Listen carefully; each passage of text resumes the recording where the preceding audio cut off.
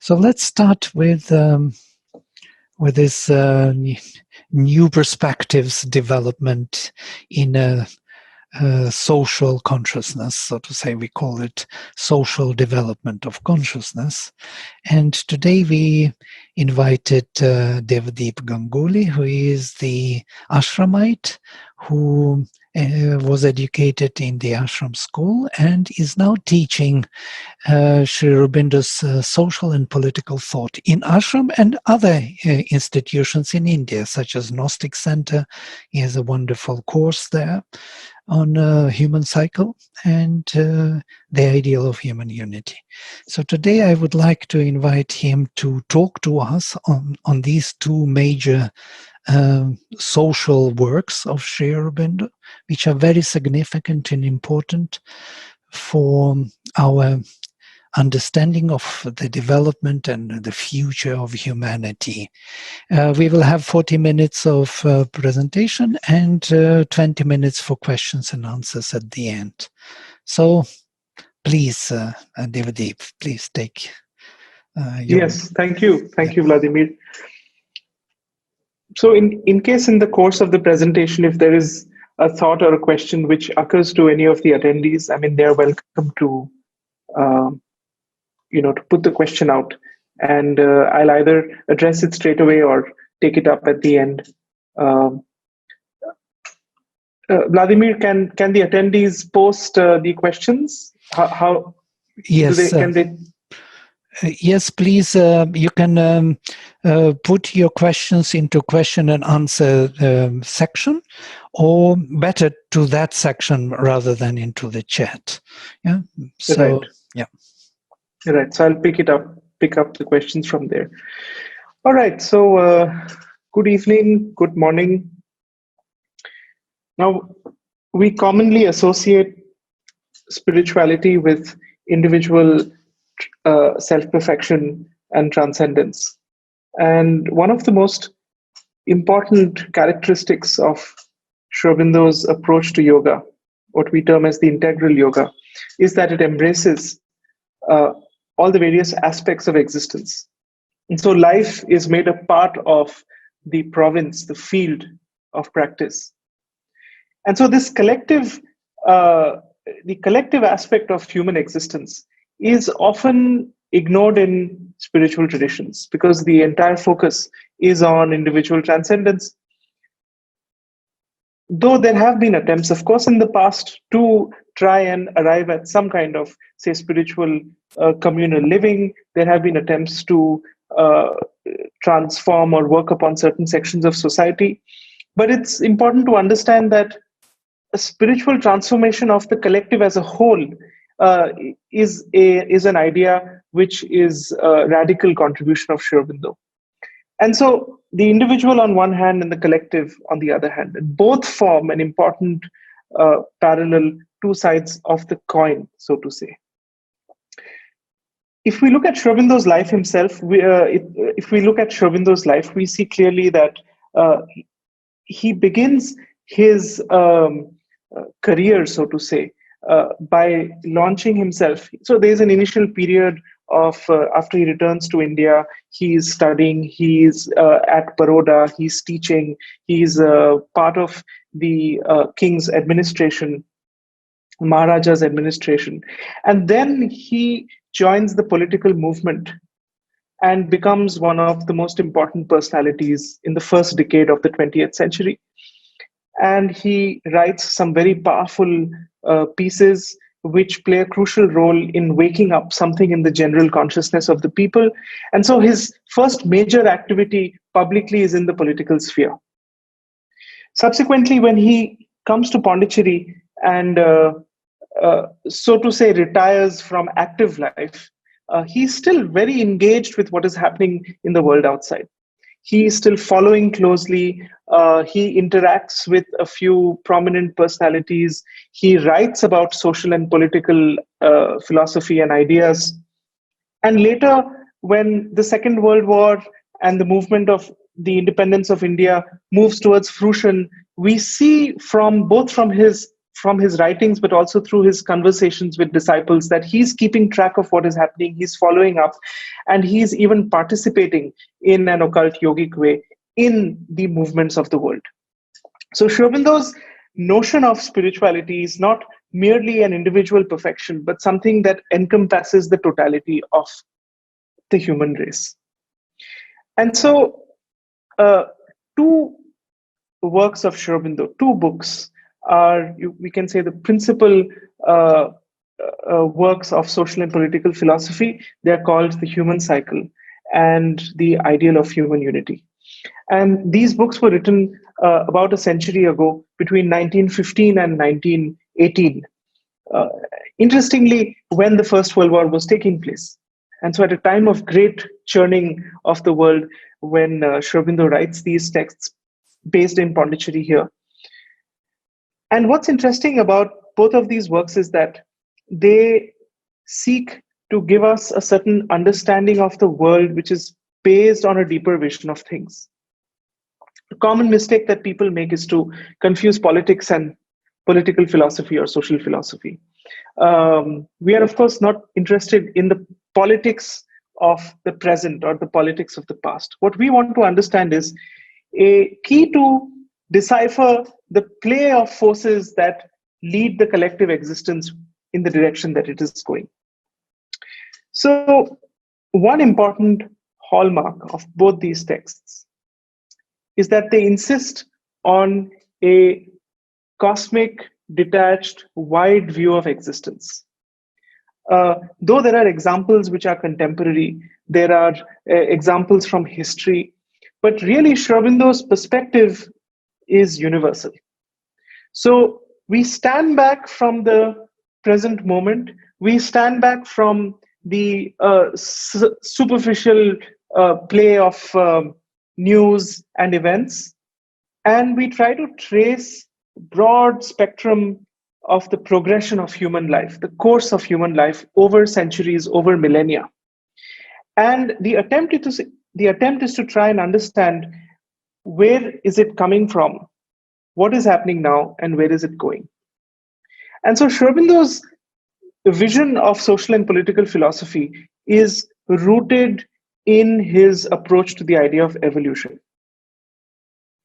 And what we mean by this idea of evolution is, of course, there is biological evolution, which we understand, the evolution of species, the Darwinian notion of evolution.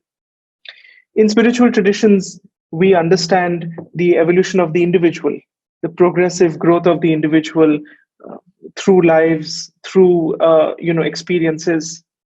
But there is similarly a collective evolution at play. And this is an interesting idea, which again, something which is quite new and which Sri Aurobindo emphasizes on, that even collectively we are progressing towards a certain goal realization which is imminent. There are three lines from Savitri, Vladimir, which kind of summarize this sort of total movement forward, where Sri Aurobindo says, all life is fixed in an ascending scale, and adamantine is the evolving law. In the beginning is prepared the close. So this notion of everything is moving in a certain, not predetermined way, but towards a certain predetermined goal of the full manifestation of the spirit is something that is there at the background of these texts. It is fixed as something that is a reality. And what we are now looking at is to try and make sense of that progression, of that movement, of trying to understand how this movement has proceeded and is in process. So in the human cycle, and we'll take up the human cycle first, you mentioned right at the beginning Lamprecht while we were chatting, while waiting for others to join in. So in the human cycle, Sri Aurobindo starts with an interesting idea. He uses 5 words to describe 5 phases of the evolution of society. So he says there's a German social philosopher who actually uses these terms, but Aurobindo uses the terms and gives them a completely different meaning, much beyond what Lamprecht, the original author who used the terms, had intended for them. But Aurobindo says he caught upon these words express a certain truth, and then he elaborates on these terms. So what are these 5 sort of stages through which humanity has passed and is moving, even still now? So he begins with the symbolic age. And the symbolic, let me list the 5 stages, and then we can talk a little bit briefly about the 5 stages. So the first is the symbolic age, then the typal age, then the conventional age, then the individualistic or rational age, and finally the subjective or spiritual age. So what do we understand by these terms? They give us a certain framework to understand the progress of history. They give us a certain framework to make sense of the way things have evolved. So the subjective, as the symbolic age, corresponds to this period of human development, which is pretty universal, but the traces of which we can find in some civilizations more than others. It's that period of human development when people had a natural kinship with the natural, a kinship with the natural world, where there was a strong sense of association of psychological and deeper realities with the physical world around them.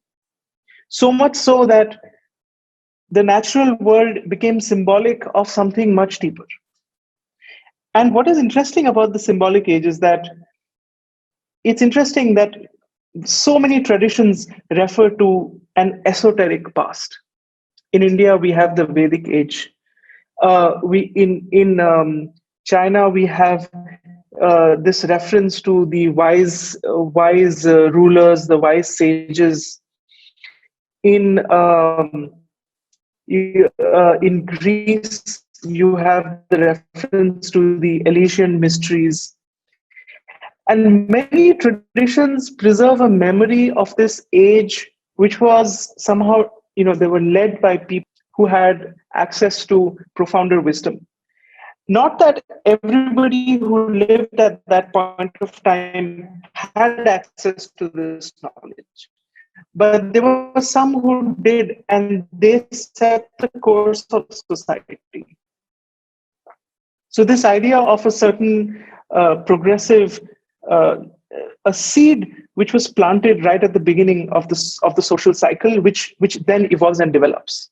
So take, for example, the Vedic age, where you have clearly a distinction between those who were initiated and others who did not understand the deeper symbolism behind the symbols.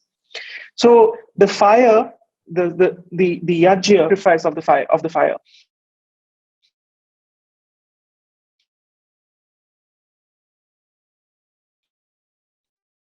It was also a symbolic one, experienced, and then experts and something about Vedic symbolism if you haven't already to this audience. But the symbolic age across traditions refers to this period when people related to the world around them and used symbols to depict or express deeper realities.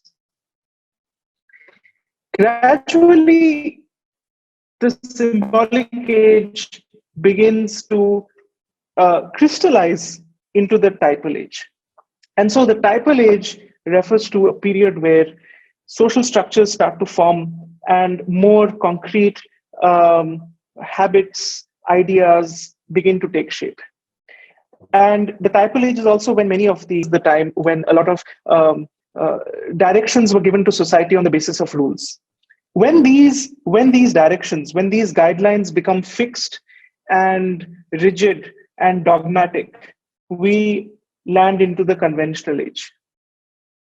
The conventional age is a time of relative obscurity. It's a time when this, and that in turn leads to a questioning, a process of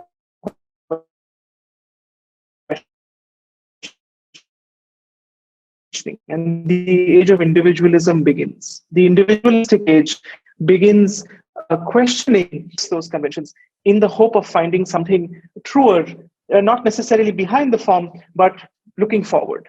And so the individualistic age is an age of gigantic breaking down of the past, of the traditions of the past. And then finally, the subjective age, about which I will speak in a moment. Now, if you look at history and see this movement,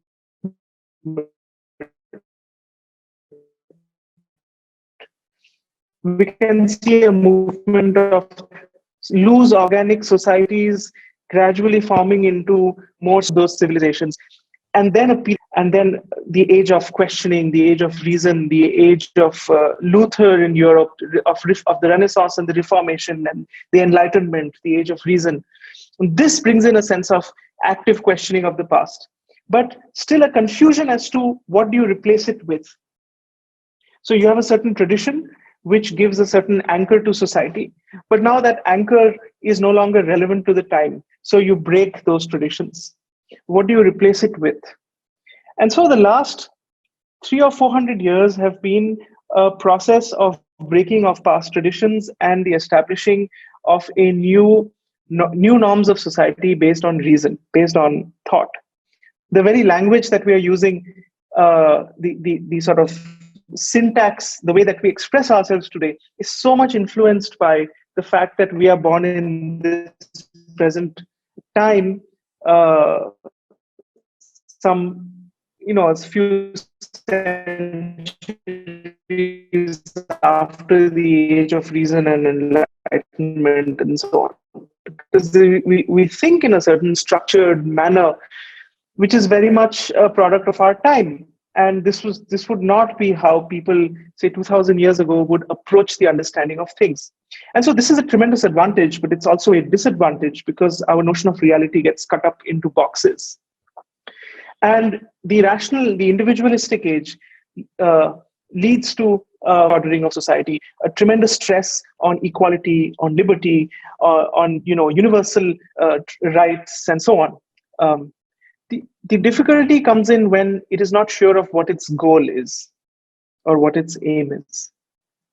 And so that is where the beginnings of a subjective or a spiritual age come into play. So we don't have the time to go into more detail about the transition from the rationalistic age to the subjective age, but we can say that we are very much in the throes of it. We are very much in this process of shifting from a certain mental view of the world to a more comprehensive, universal, spiritual view of the world, even socially. Where do we see these changes happening? We see it in education, for example, not at a global scale, but little islands of hope everywhere. So, for example, we would think of education as almost as an industrial product in the past, in the way that even the language of education was industrialized, so to say. You have periods, you have bells, you have sections, and you have classes, and it's a certain way of thinking about education, which is increasingly looking archaic.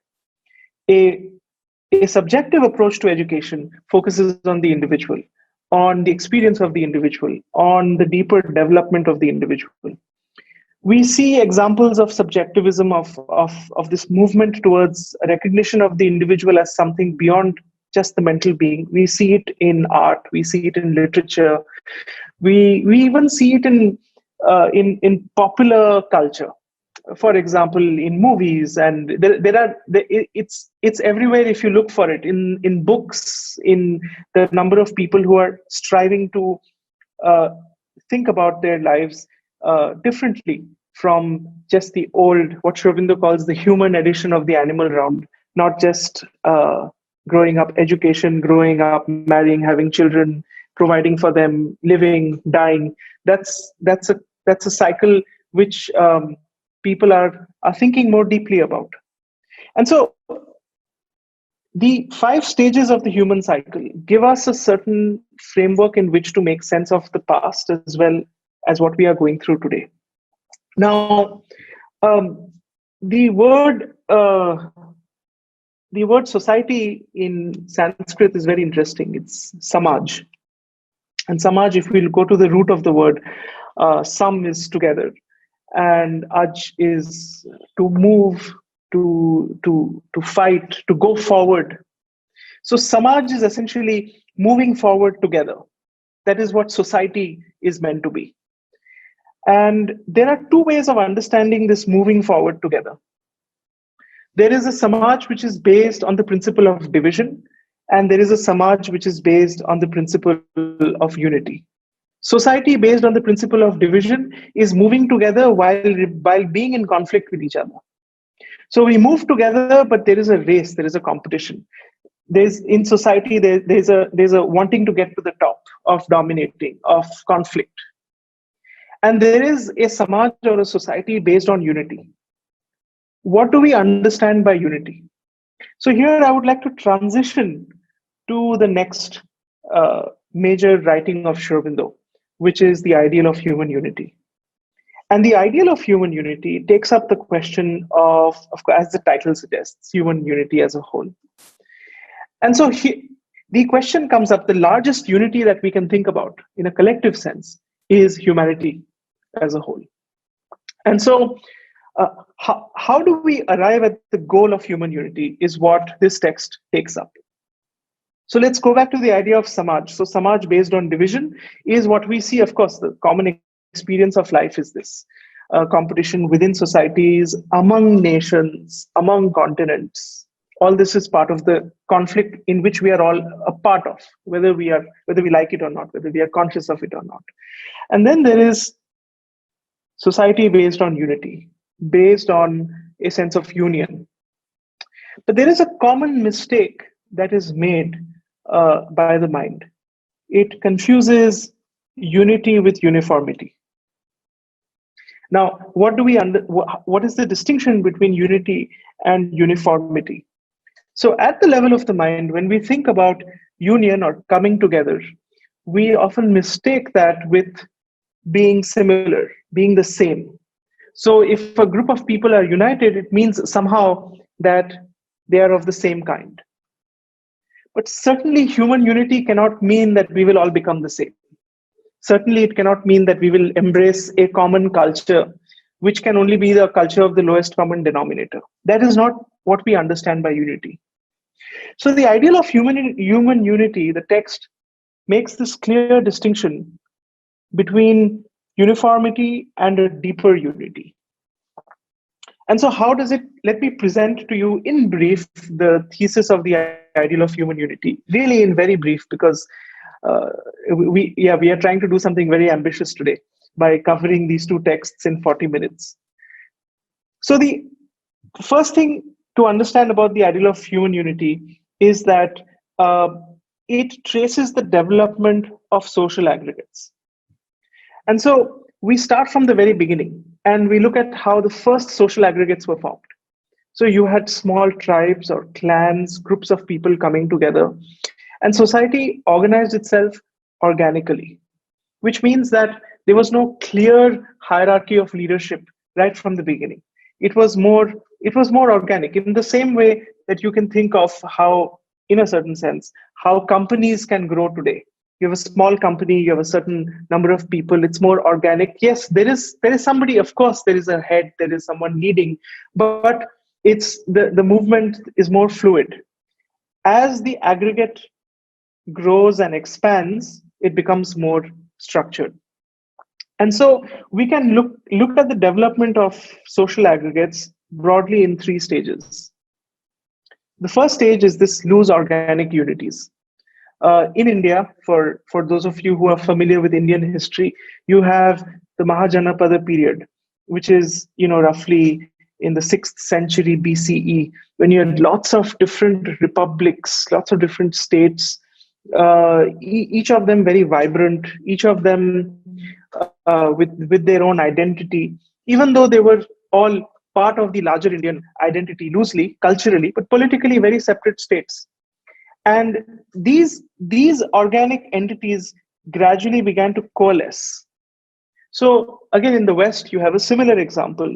You have the city-states of Greece, or you have the growth of Rome, which eventually grew to swallow up these smaller entities and combine them into a gigantic empire.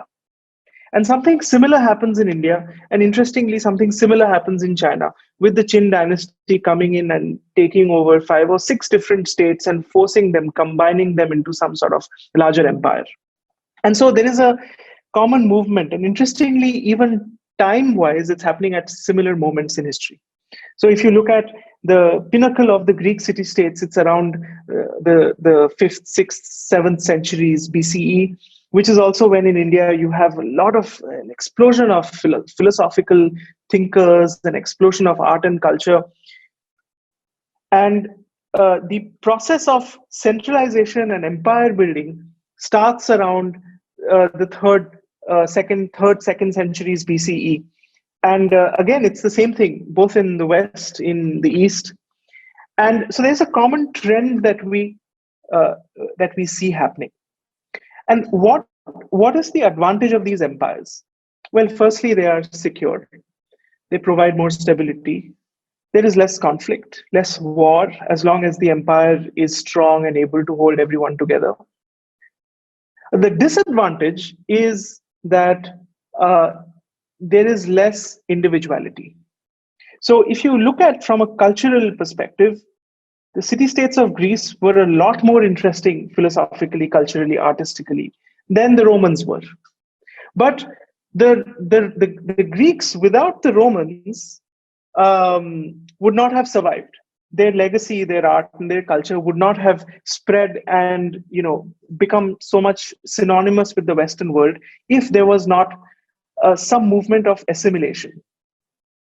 So we have a strange paradox when we talk about the movement of human unities. On one hand, we are saying that the most which are small, which are not very centralized, which are not authoritarian. But on the other hand, we are saying that these are also unstable societies. They lead often to conflicts and wars. And more peaceful, stable societies are the ones which are bigger, which stress on uniformity. And so pause for a moment and let's go back to what we started out with. This movement between the individual and the group. This movement between the self of the individual and the self of the group. So when we talk about development of empires, we see that there is an emphasis on uniformity, which leads to some kind of union, but that union is not very lasting because most of these empires eventually break, even the greatest of them. Even if they have survived for centuries, they eventually break.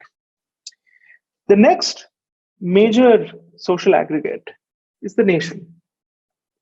And what the nation does is that it is able to actually combine the advantages of both the smaller group as well as the larger group. The nation gives a larger frame in which there is a certain amount of peace and stability. And if it is truly a nation, it also allows its members a lot of individuality, a lot of diverse expression. So now when we talk about world union, we have to move from nation states to the world as a whole. And so a common error that we make, as we discussed earlier, is thinking that if we must be united, we must somehow be the same. But that is obviously not only unlikely to happen, it's undesirable. And to understand the root problem, we must go back to the philosophical underpinnings of Aurobindo's social philosophy. And this leads us to the idea of the self. The idea of the self, as it is understood in the Indian tradition, as it is expressed in the Upanishads, is a self which is one and many. It is not a linear binary self. It is not an either-or self. It is both. It is at the same time capable of infinite manifestation and diversity while retaining its fundamental oneness. And so for the perfection of the collective, when we talked about the human cycle, we discussed that a spiritual age is what we are leading to. And this notion of the spiritual age is, of course, based on the notion of the spirit. In the ideal of human unity, similarly, we are saying For human unity to manifest itself in its fullness, you need an understanding of the self, which is one and the many at the same time. In other words, the union, the layer at which we are united, is something which supports an infinite amount of diversity. That's what we understand truly by human unity, not in a superficial external sense, but in a living inner sense. Now, you might wonder that these ideas are too abstract or that they don't have any living connection with the world around you. But I would beg to differ. Pause for a moment and step back from the immediate politics of whichever countries you are listening from and look at the progression of human development over the last few centuries and see the present moment as a mere blip in time, and instead try and see the trends which are manifesting themselves. Then we realize that instead of being filled with pessimism or gloom about individual circumstances, we can adopt a more detached view, a more impersonal. We can withdraw into the Purusha behind and observe a certain movement of the world leading towards something. This is how we may link social development with the idea of evolution.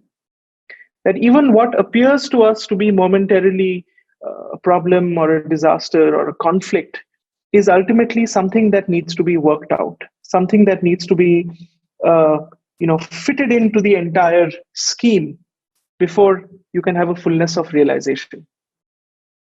And so we find ourselves at a time where the old order has broken down. By old order, I mean the traditional religious view of the world.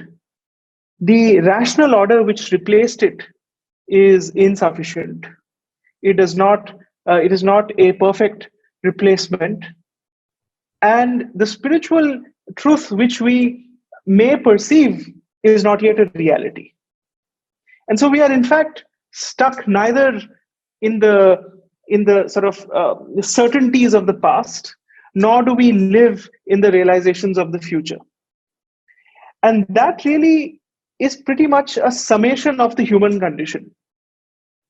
So if we look at the progress of humanity, we see that we are at this tipping point, as a phrase which has been used by a well-known author. We are at this tipping point where something new has to manifest, and the old is no longer giving us the answers or solutions to that something new.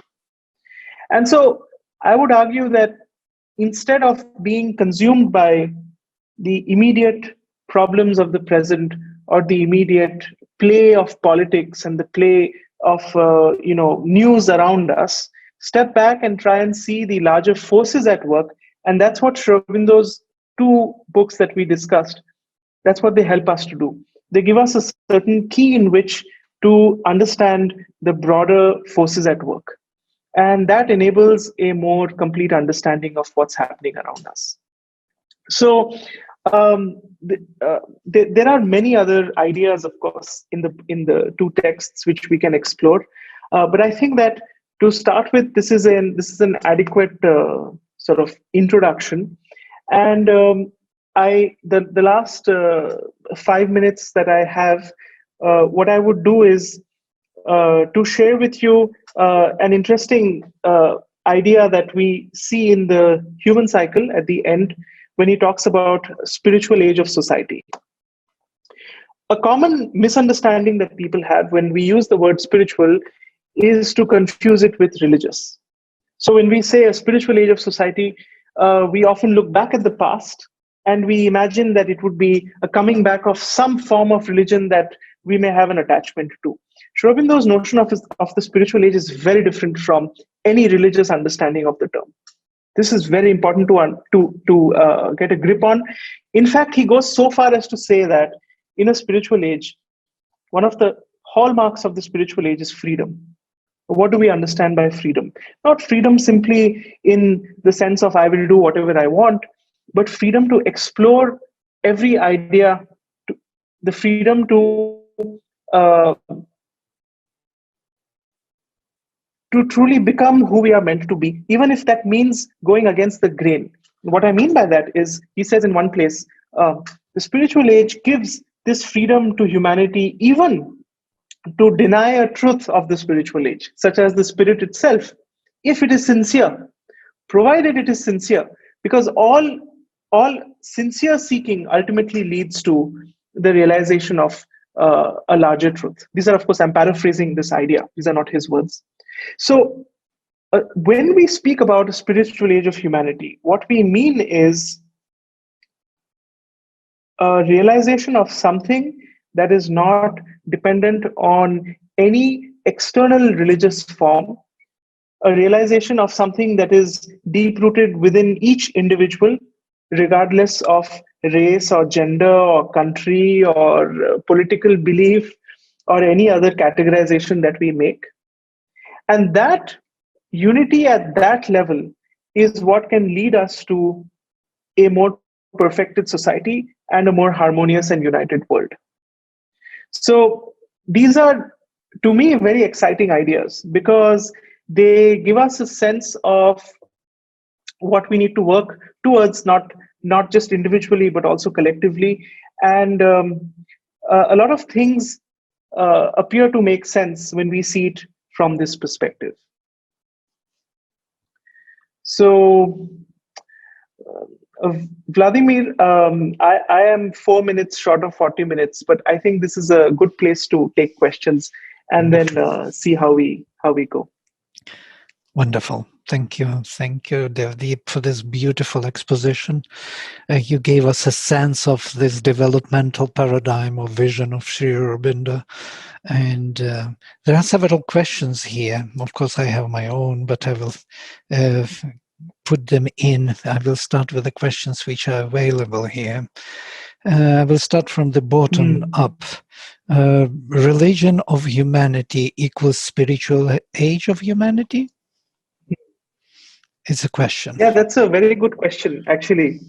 So, in the ideal of human unity, Sri Aurobindo speaks about this religion of humanity. So now we get into a little bit of linguistics, use of words. In the ideal of human unity, Sri Aurobindo does not elaborate on a spiritual society. See, the audience for which he is writing is very important to remember. So Sri Aurobindo writes each of his texts for a particular kind of audience. When he's presenting the ideal of human unity, he's not bringing in ideas of the supramental consciousness or the psychic being or spiritual change of mankind. He's really looking at it as a social and political thinker within quotes. He's presenting it to a social and political thinker. And so the term religion of humanity is used as the closest approximation to this understanding of a deeper collective spirituality. So Anandi is absolutely right. Religion of humanity is a reference, if not equal, but it's a sort of nod to this notion of a spiritual age of humanity. But he does not elaborate on this topic in the ideal of human unity. One has to go to other texts to really get the full picture. Another interesting point I would make is that even in the human cycle, where he has 4 chapters on the spiritual age of society, beautiful 4 chapters, the last 4 chapters, even there he does not present the full view of what a spiritual age of society really looks like. For that, one has to turn to the Life Divine and read the last 2 chapters of the Life Divine, because there the development of ideas is such that he can really launch himself into a full-fledged exploration, even though I have to admit it's very hard to understand, not just mentally, but really understand what it means, because it questions our boundaries of knowledge. So when he writes about the Gnostic society and the divine life, 2 beautiful chapters, in a sense, are the natural culmination of the Life Divine. Beautiful. I must add to this also interesting notion of the mother who speaks about Auroville. Auroville was to be this new society, or the kind of the template, or some kind of experiment, Yes. where the evolutionary experiment where all human beings come together from different cultures and nationalities and live together for the ideal of human unity to be realized on Earth. And she says, to be true Aurovillian, one must live, I'm quoting now, a life essentially religious, but renouncing all religions from the past, present, or future. Religious life with renunciation of the cult, of the form. So to have that religious feeling, that Yes. sacred feeling within, as a natural psychic, so to say, quality of the soul, will be the leading force of a new society. In that sense, yes, it's a religion, Yes. but renouncing all religions, so to say. Vladimir, the thing is with these words, it becomes there's so much of cultural and the context of the time. So, for example, uh, the word spiritual is used today in common parlance much more loosely than it would have been used, say, 100 years ago. Mm-hmm. Today, people use the word. I mean, the original idea of spirituality as being rooted in the spirit is something which is sometimes diluted. So people say, I'm having a spiritual experience, by which they can actually mean something quite different from what in the yoga we would understand as a spiritual experience. And Definitely. similarly with religion, there is a lot of this is a broader discussion, of course, Yeah, sure. but Shobindo does a pretty interesting uh, differentiation. He, in the human cycle, he says, because again he's writing for an audience which is not so familiar with spirituality in the human cycle, so he makes a difference between religionism and true religion. And religionism is this attraction for the form and dogma, to be stuck to the superficiality of religion, and obviously that is not the answer that we are looking Right. for. Yeah, there is a difference Shall between. we take the next question? Yes, sure. Yes. Um, Sorry. Yes. Yes, and there is one more question. I have read the human cycle, says Patrick Beldio, as proposing 6 stages and not 5 stages. So the last stage will be spiritual, and whereas subjective will be just penultimate, so to say, a transition to the spiritual age. Yeah, well, yeah, it's quite obvious. Yes. Yeah, please, can you comment on this? I'm happy to have this question from my friend Patrick. Yes, so six stages. So it's an interesting observation. Well, I think that the fullness of the subjective age is really the same as the spiritual age, but the subjective age is can also be seen as something that happens in stages. And in one of the chapters in the human cycle, Aurobindo takes up the idea of various stages as we move towards the full subjective age. What do we mean by the full subjective age? Essentially, the subjective age is an age in which people identify with the self within. That is the fullness of the subjective age. But there are many selves before we arrive at the final true self. And so the but those errors are also, steps on the way. So and sometimes it can even lead to dangerous errors. But still, um, I think that uh, the subjective age in its sort of highest or deepest sense is a spiritual age. Um, yeah, I would that's how I would see it, how I would read the text. Yeah, in this context also, if you don't mind, it is interesting to mention Gita, where where Arjuna asks Sri Krishna, now you mixed all the jatis, all the varnas, how would we know who is born in which family? So if they are mixed, so in the family of Brahmins, Shudra can be born, in the family of Shudras, Brahmin can be born. So, and the answer comes later, which is interesting in the Gita. He says, now everyone in his heart will find me the supreme. This individualism is so important to find the truth, the true connection to the universal truth within your individual soul. And that is the subjective age, basically, which leads us to the spiritual age. So there is a very beautiful also exposition in the Gita. There is another question here. The Western political theories have provided several notions of peace. How does Sri Aurobindo explain peace from a political and spiritual perspective? If you kindly enlighten me on this topic, thank you. This is from Avjit Biswas. Yes. So, I mean, when we think about peace as a lack of conflict, peace as mutual understanding or mutual respect between countries, that is certainly one way of looking at looking at the opposite of conflict. You have peace instead of conflict. I think that from a deeper spiritual perspective, the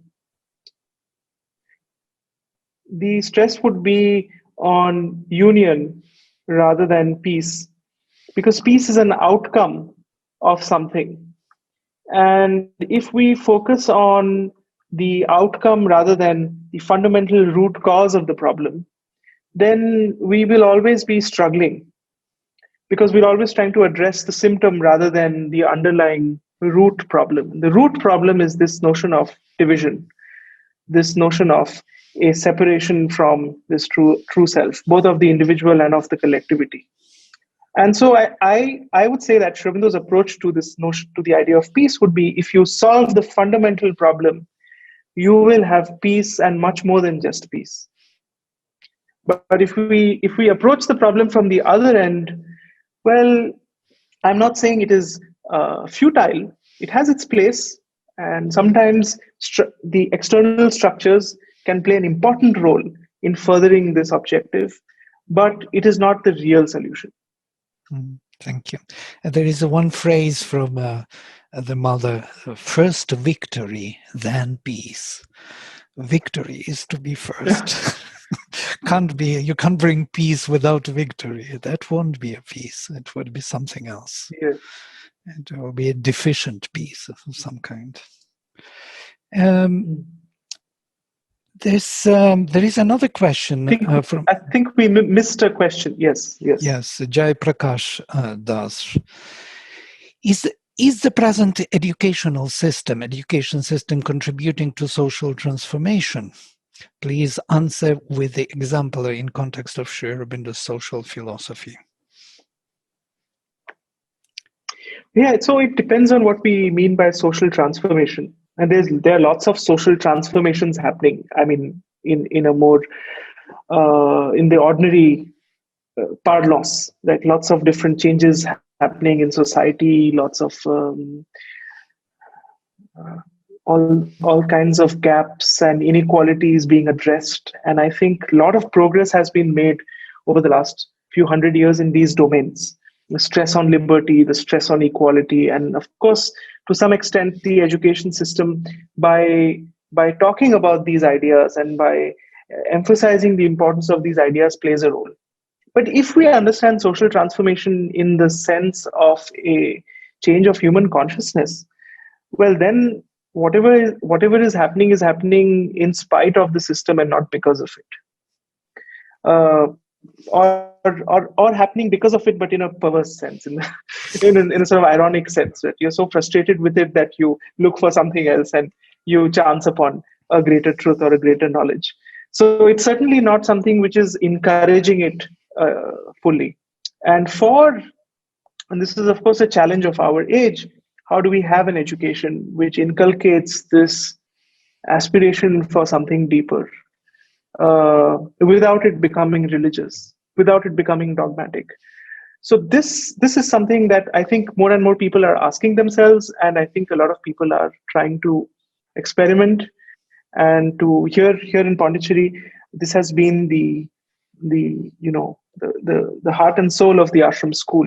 How do we have an education which provides children a new way of being, a new way of looking at life, a new way of understanding themselves, freed from all the baggage of the past. Our students' prayer is, "Make of us the hero warriors." It's a prayer about the hero warriors who fight against the past, the great battle of the future against the past. So this is something that I think a lot of people are asking themselves. So I certainly don't think the present education system is actively helping towards social transformation, but I do believe a lot of people are asking themselves how they can create alternative systems. Thank you. Beautiful. And there is one more question. Thanks for beautiful talk. How will an individual participate in collective evolution? How much effect is seen around the environment through one's personal growth and development of consciousness? How individual... This is a very nice question. Yes, yes.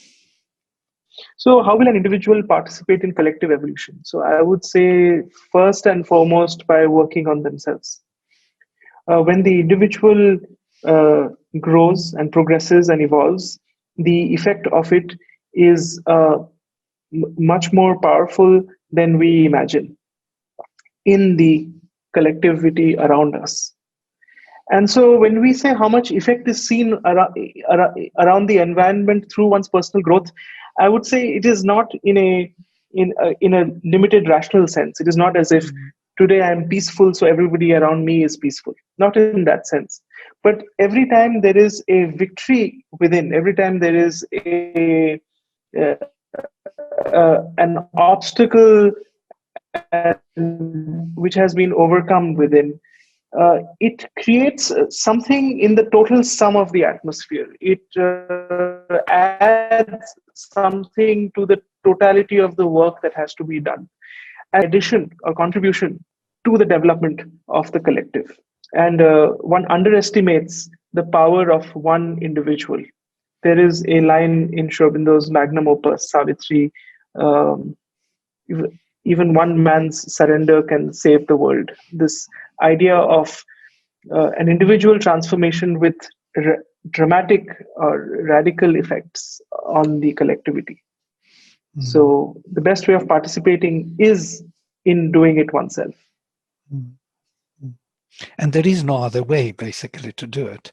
These ideas that you can change it socially somehow through some kind of, artificial devices in the social structure usually fail because they do not have the consciousness to support from the individuals. That's how we are evolving. Yes.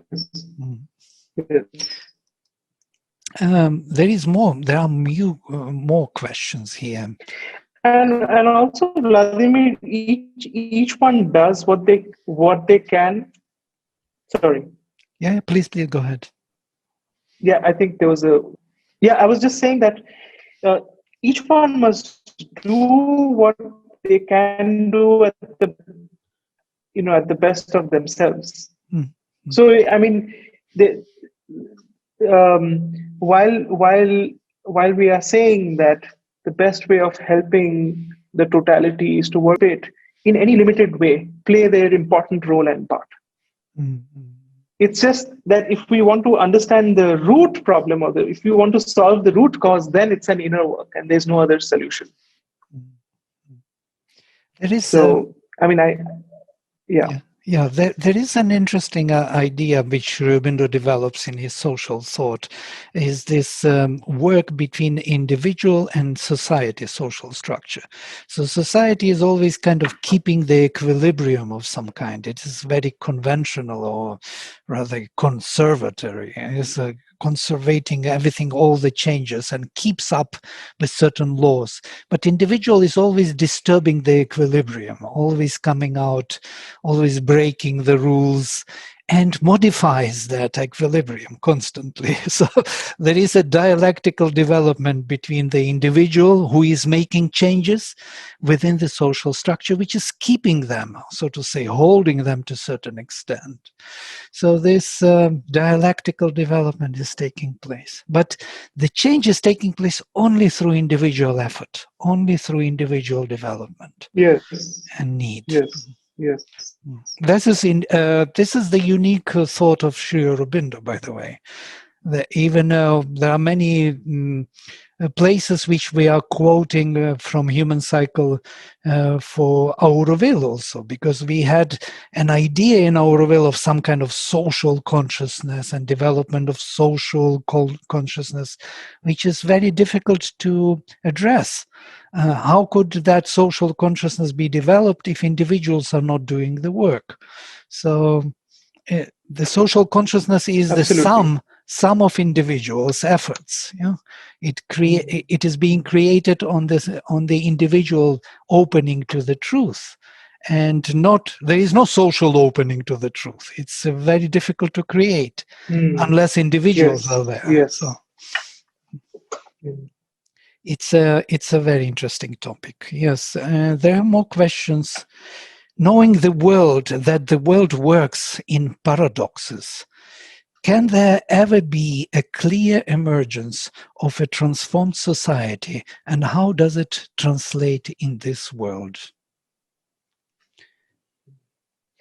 Well, in a sense, the original paradox is that the self is one and many.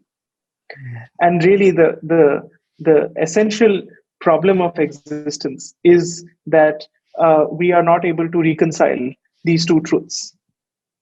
And even in spiritual traditions, the approach has been to focus on the aspect of the self, and in non-spiritual or in the materialistic view of the world, the focus has been on the manifestation of the many.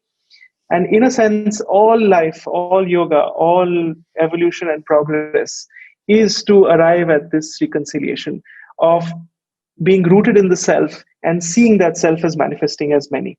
And so it is only when this paradox is resolved, which obviously cannot be resolved mentally, which obviously has to be resolved experientially within oneself, and that is when there can be a transformed society.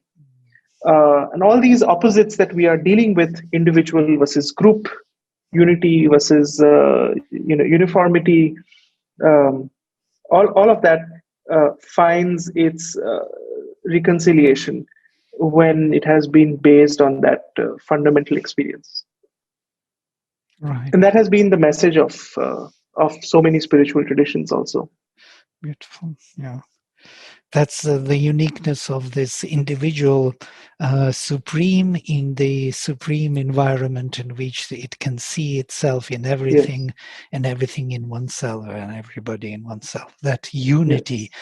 Consciousness of unity, which is different from consciousness of identity, as Mother says. There is Ananda yes. of identity and Ananda of unity. And the Ananda of unity is achieved through yes. this interaction, which creates the social aggregate or organism.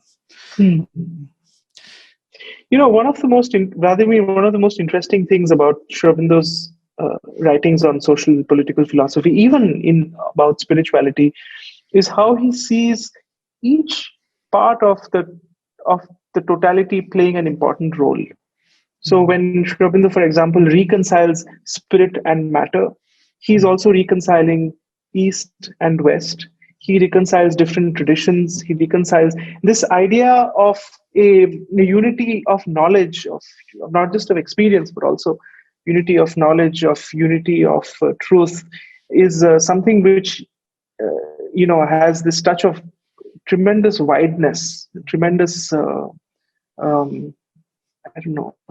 I mean, acceptance is too weak a word, but a kind of comprehensiveness, which is one of the hallmarks of all his writings. And that is very interesting. because you get freed from limited notions. It's not about this particular political ideology versus another ideology. It's not about one philosophy versus another philosophy. It's a certain approach to knowledge which incorporates the truth of all traditions of all ways. And that is something which comes out very strongly in these texts also, that we have to free ourselves from the illusion of a limited knowledge. And the moment we identify with a limited perspective, we can be sure that we don't have the full truth. This idea of unity was always there in his writings. And even this, if you Google a human unity, you will see that it is not a very popular idea for some reason. It's quite interesting. It's actually very difficult to understand what human unity may be, because behind this, there is a spiritual perception. And that thing is not totally understood. And that's why human unity is not really totally wanted, or it's not yet the target of humanity. Humanity doesn't see it yet, as though the institutions are already developing in that direction and subconsciously everything is moving in that direction. Still, in our conscious part, we don't yet totally understand what is this crown, why we need this human unity. Because there is a spiritual experience behind, which will open up totally a new dimension of our consciousness. And this is really a beautiful vision of Sri Aurobindo, yes, to unite everything into oneness. And we see it in Indian tradition very beautifully in all these mantras, for example, Sarvesham Svastir Bhavatu, may there be well-being of all. Why of all? May there be fullness of all, auspiciousness, happiness of all. And I was always thinking, everybody has to be happy, fulfilled. How come? How can you offer this to the whole world, that everyone is happy? I think this is the foundation of Indian culture, which is beaming through Sri Aurobindo as the great rishi coming back to us to bring this fundamental notion of the Veda, of oneness, of unity of the whole humanity. Beautiful. Thank you very much. I think that's a very nice place to end, Vladimir. Yes, beautiful. Thank you also for your inputs, and thanks to all the people who've asked questions, friends from Orville and other places, Anandi, and all the others who have asked us something. I hope we answered all the questions. Yeah, looks like. I think so, yes. I think Anandi just posted a question: what is the truth emerging amongst the different forces at play? I think I'll refer to Vladimir's last comments. The truth is the truth of unity and of a diversity which can manifest on the basis of that unity. Yeah, that's ultimately what we are leading towards, hopefully. So each element has to be truthful in that unity, and that's the diversity. Yes. That uniqueness of each element has to be maintained in relation to the oneness. Yes. Exactly. If it is not, then it is suppressed. Then there is it's a false unity. It's uniformity again. Beautiful. Thank you, Devdip, for wonderful exposition. We need it nowadays in the world very much, and we hope to meet with you again and to explore more in that direction, especially in social and political Thank you. Thank you. I enjoyed interacting with all of you, and see you. Thank you. All the best. Bye-bye.